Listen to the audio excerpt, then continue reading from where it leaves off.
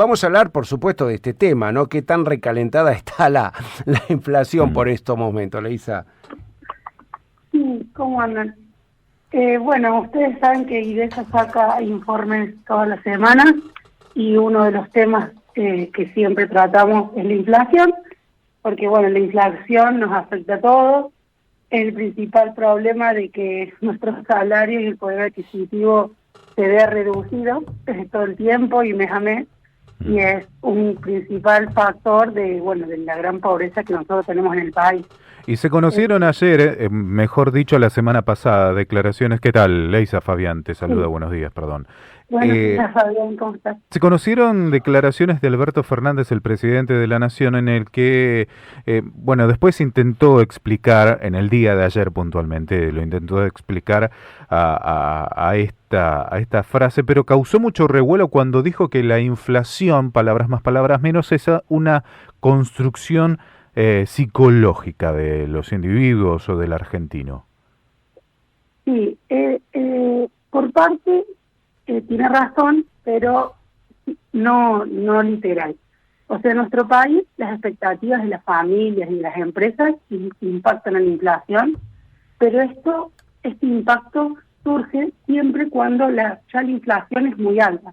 Entonces, cuando nosotros nos acostumbramos a tener inflaciones altas, una forma de resguardarse la familia y las empresas es anticipándose. Entonces, por eso habla de esta inflación autoconstruida. ¿Es la principal causa? No es la principal causa. Es, como decirte, la consecuencia de tener años y años altos niveles de inflación. Entonces, por esa parte podemos decir que es autoconstruida, pero no la causa principal, sino una consecuencia de tener año tras año déficit fiscal, deterioros en nuestras cuentas nacionales que generan impactos en los precios. ¿Y cuáles serían esa multicausalidad entonces? Porque si estamos hablando de una pluralidad para que podamos entender también, ¿no? Sí, tal cual. La inflación, como siempre decimos, es multicausal. Puede ser por el lado de la oferta, que es cuando hay un resentimiento en la actividad económica. Puede ser por el lado de la demanda, es decir, que cuando existe más dinero en la economía, la gente, las personas, las empresas gastan más, entonces al gastar más los precios aumentan. Y la otra pata que nosotros siempre explicamos son las expectativas de las personas. En nuestro caso, como nosotros, Argentina, es un país que viene acumulando déficit fiscal año tras año, y quiere decir déficit fiscal, gastamos más de lo que nos ingresa. Entonces, al gastar más de lo que ingresa, sí o sí necesitamos financiamiento. Entonces, la causa número uno de nuestra gran inflación es buscar el financiamiento mediante la emisión monetaria. Uh-huh. ¿Qué quiere decir esto? O sea, el Banco Central emite dinero, inyecta dinero en la economía, entonces es como que hay más liquidez, por así decirlo, y aumenta el consumo. Entonces, al aumentar el consumo existe una gran presión en los precios. Uh-huh. Y ahí es cuando se hace el ajuste y aumenta la inflación. Hablabas del déficit fiscal. ¿Qué pasa si primero se puede eliminar, y si se elimina, qué pasa? ¿Existe esa posibilidad? Existe la posibilidad de eliminar el déficit fiscal, sí, pero la política necesaria es un ordenamiento integral del Estado.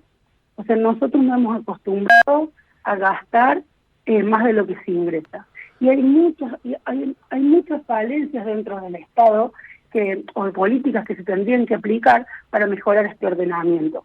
Nosotros siempre hacemos hincapié en la superposición de los roles entre nación y la provincia, donde frente a una situación, a necesidades de educación, de salud, la nación por ahí interviene y son funciones principalmente provinciales.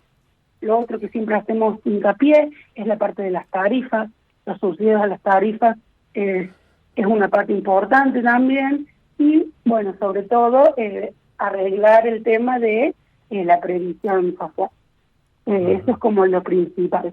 Es necesario, sí, solucionar el déficit fiscal, dejar de emitir, porque la emisión genera inflación, está directamente correlacionado, y la inflación lo que hace es que nuestros salarios no valgan nada.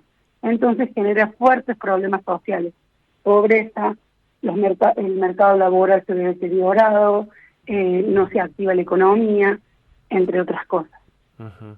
Equilibrar las cuentas públicas va entonces de la mano de, o sea, un ajuste más déficit fiscal sería la solución. Esto, según la bibliografía o si hay casos de éxito en el mundo, ¿cuánto puede llegar a tardar? Sí, eso es muy relativo porque no se puede saber cuántos años puede tardar. Hay que... Hablamos de años entonces. Sí, hablamos de años. Décadas, diría. Lo principal es hacer un buen diagnóstico, aplicar las políticas necesarias para disminuir este déficit fiscal y, como siempre, cuando hay elecciones, por ahí el gobierno nuevo busca volver a empezar, por así decirlo, y lo que nosotros necesitamos es todo un proceso. Eisa, te agradecemos mucho por este análisis. Lo mejor, buena semana también. Gracias a ustedes, buena semana, que anden bien.